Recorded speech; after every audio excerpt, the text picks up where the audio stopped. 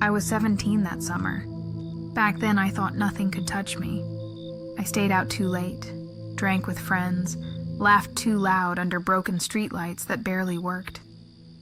I thought I was safe because nothing bad had ever happened to me.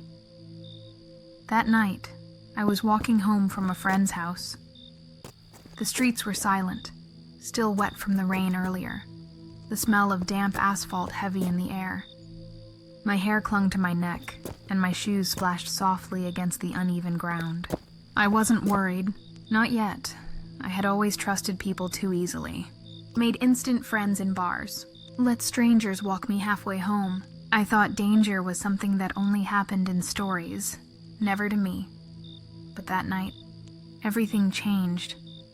Halfway down the block, I felt it in my chest first. A strange weight pressing down, like the whole street had thickened. The air turned damp, colder, harder to breathe. And then I smelled it. Cigarettes, cheap whiskey, and a woody cologne cutting through the night. It wasn't mine, and it wasn't standing still. It was moving with me. That's when I heard the footsteps. Not mine. Slower, uneven, but always close enough to match my rhythm. Each one dragging just behind as if whoever it was wanted me to know. I tried to stay calm, to tell myself it was nothing.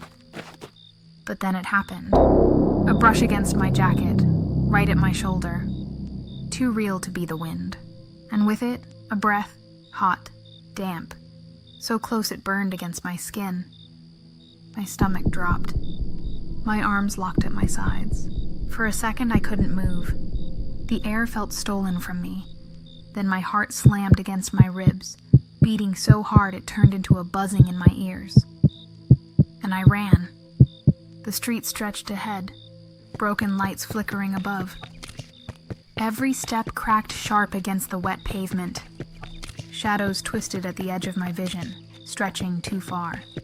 I pushed through the darkness, lungs burning, but I couldn't look back. I knew. If I turned, I'd see him there, running with me, close enough to touch me again.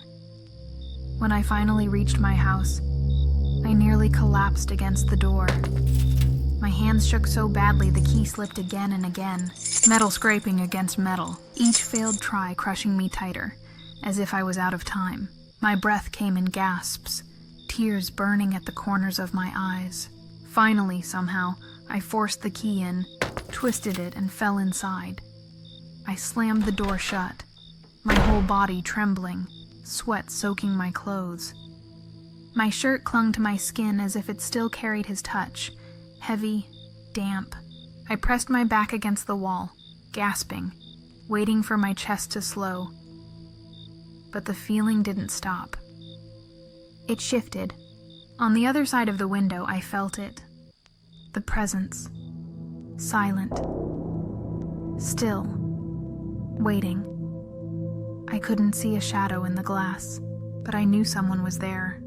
I felt it in every nerve of my body. The next day, I told myself it wasn't real. Just imagination. Just my mind twisting shadows into something worse. But then the smell came back. It was at the front door of my house, soaked into the wood like someone had been leaning there seconds before.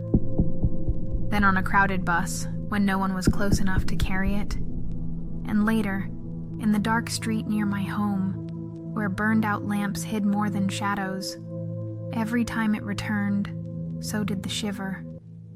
The same one from that night. The same chill crawling up my spine until it locked at the base of my neck. And I knew. He hadn't left, years later. Life went on, at least on the surface. Birthdays passed, jobs changed, faces came and went. But it never really left me. Because whenever the smell returns, everything comes back too. The pit in my stomach, the heartbeat pounding until it fills my ears. The sick certainty that if I turn too quickly, I'll see him standing there, waiting. Sometimes I tell myself it's only memory haunting me, the past repeating through smells and shadows.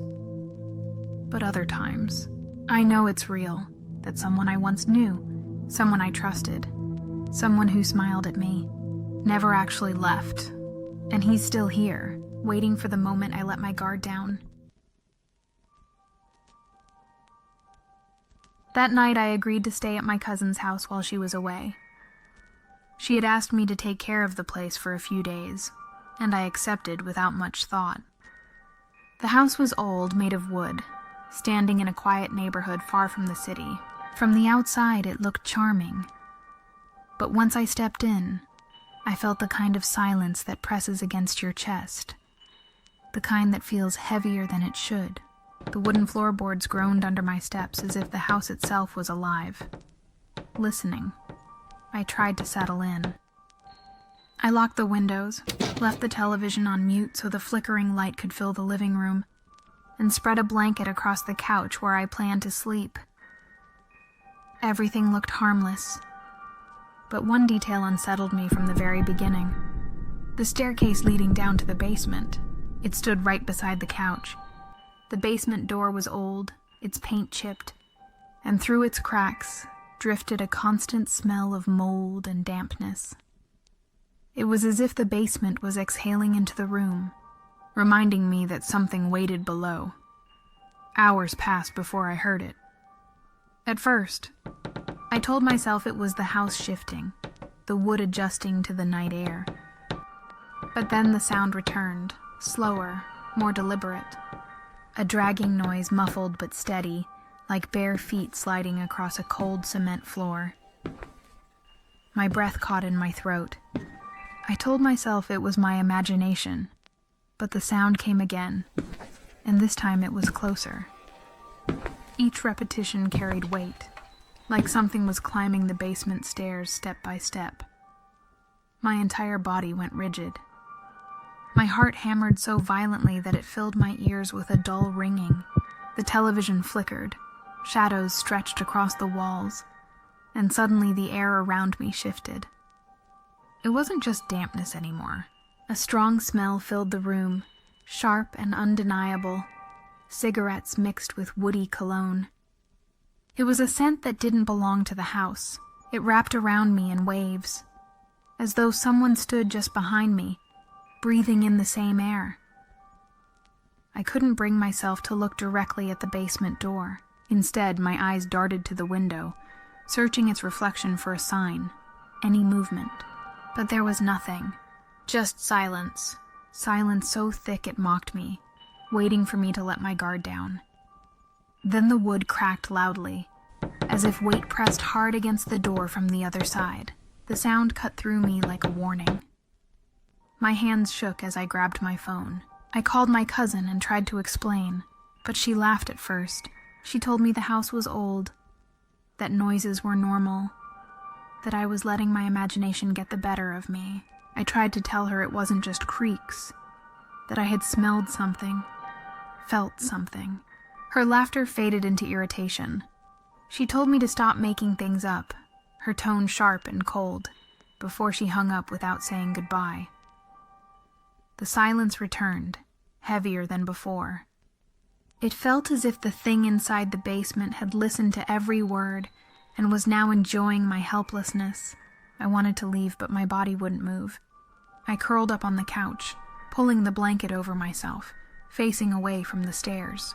My eyelids fought against exhaustion until I finally slipped into a restless sleep. When I woke up, pale morning light crept into the room. For a moment, I thought I had imagined everything, but then I noticed the basement door. It was wide open. I knew I had closed it. My stomach tightened as I forced myself to look closer. On the floor, near the stairs, were marks. Not footprints, not scratches. They were circular impressions, faint but visible, as though something heavy had been dragged out during the night. I tried to reason with myself, to dismiss it, but the image burned into me. I left that house as quickly as I could, but what happened there never really left me. To this day, whenever I step into an old house, my chest tightens with the same unease. Sometimes the smell returns without warning. I've caught it in the hallway of an empty hotel, on the steps of an abandoned building, even in the corners of my own home. Every time it happens, the air thickens, and my heart races the same way it did that night. I know deep down that the night in my cousin's house never truly ended. Whatever climbed those basement stairs is still out there, searching, waiting. I was 19 when I took my first overnight babysitting job. The family seemed normal. A young couple with a 3-year-old daughter living in a 2-story house on the edge of town. The kind of place where neighbors keep to themselves and the street goes dead silent once the sun goes down. They told me it would be simple. Put the little girl to bed, stay downstairs, and they'd be back later. Easy money, and at first it really was. The house smelled faintly of lavender mixed with polished wood. Their daughter, Emma, was sweet and fell asleep quickly after a bedtime story. I remember pulling the blanket up to her chin and switching on a little star-shaped lamp that lit barely more than her pillow. I went back downstairs and settled onto the couch, scrolling on my phone for a while. That's when I heard it, a sound from upstairs. It wasn't just the creak of an old house. It was heavy, deliberate footsteps. I froze, telling myself it was just in my head, until I heard it again, the rattle of a doorknob being tested, like someone was checking if it would open. I ran upstairs, my heart pounding. Emma was still asleep, her breathing soft and steady. The hallway was empty, every door closed. I tried convincing myself it was nothing, but downstairs the silence felt heavier than before. The windows reflected the dim light of the living room, and outside the yard looked darker than the night itself. After a while, in my head it felt like hours, though in reality it was only minutes. The air shifted. I didn't need to see it. I could feel it. That weight of being watched. My skin prickled with goosebumps. My eyes moved on their own toward the window. And that's all there was. The glass. Empty. Just distorted reflections. Nothing more. But deep down, I knew different. Something was there, watching. My breath caught in my throat. My fingers dug into the fabric of the couch until they hurt. For a few seconds, I couldn't even scream. When I finally stood up, the window showed nothing but the living room again. I locked every door and window, one by one, my hands shaking so hard the locks clattered loud in the silence. But the night wasn't over. Emma started crying suddenly, her tiny voice slicing through the stillness, thick with fear. I bolted up the stairs, tripping on the last step. She was sitting up in bed, eyes wide, pointing to the corner of her room. Her voice trembled. The man was here. The lamp was still glowing faintly, but the corner she pointed to looked darker than the rest, swallowing the light. I held her close, whispering it was just a nightmare, though my stomach had turned to ice. I stayed until she fell asleep again and went back downstairs. That's when I noticed the back door, unlocked, and I knew with absolute certainty I had locked it earlier. My heartbeat was so loud it turned into a buzzing in my ears. I grabbed my phone, about to call the couple, when I heard it. Breathing. Slow. Deep. Coming from the hallway, only a few steps away. I didn't look. I couldn't. Every part of me screamed to run, but Emma was upstairs. I couldn't leave her. I stayed frozen, phone in hand, until I finally heard a car pulling into the driveway. The parents were home. The sound stopped. The air lifted. I never told them. How could I explain that their daughter wasn't safe? Not even in her own room. Sometimes I wonder if it was all in my head, if the silence of that house played tricks on me. But inside I know what I felt. After that, I never babysat again. Just the thought of being alone in a strange house, responsible for a child, made me feel paralyzed. I felt vulnerable, helpless, like I couldn't protect anyone, not even myself. Years have passed, but I still think about it. I replay the weight of that breathing in the hallway, the cold that spread through me, the way every shadow seemed alive. No matter how much I try to rationalize, the feeling comes back every time. I wasn't alone in that house.